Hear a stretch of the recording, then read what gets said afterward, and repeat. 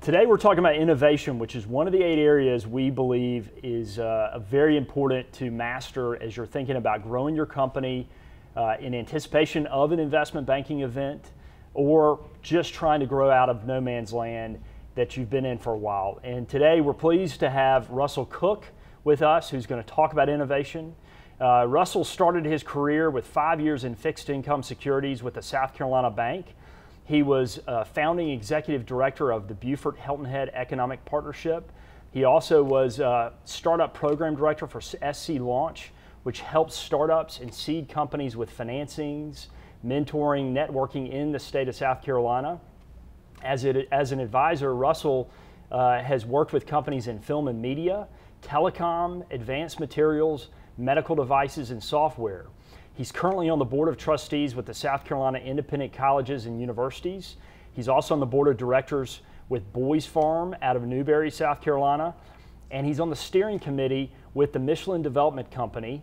And he's been married 29 years to his wife, who is a kindergarten teacher in South Carolina, and he has 2 grown sons. Well, we know that you have worked with organizations throughout South Carolina. What are some of your proudest accomplishments here in the business community in South Carolina? Yeah. You know, I probably got more than one.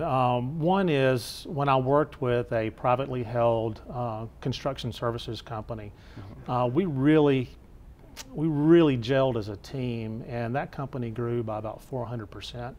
And a lot of it was really how we innovated, how we did business, innovated the nature of our relationship with our subcontractors, with our customers, with architects and designers. It was a unique experience, and so we enjoyed a lot of growth.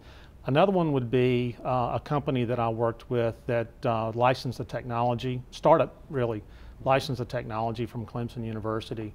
And we were able to develop a partnership with a major hospital and really launch them into the business that they have today. And that company was subsequently acquired by a European firm and kept the worldwide headquarters, the North American headquarters in Greenville, South Carolina, which we were real proud of. I think we also worked with that company. I think you're you speaking of the same company we've had as a client. I think that's right. I think that's. And then the other thing is more in terms of a public-private partnership.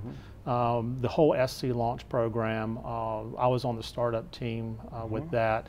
And as you know, that was a partnership among Clemson University, University of South Carolina, the Medical University, and also the South Carolina Research Authority.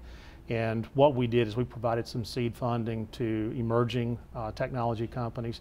And in the first 2 years of that program, about $1.5 to $2 million was invested directly, but the real win there was that there was about $35 million in follow-on funding that followed us from venture capitalists. We were really proud of that, and the average pay for the jobs created through that program is just north of $75,000. So it does have an impact on per capita income and wealth creation and those kinds of things. So we're real proud of that.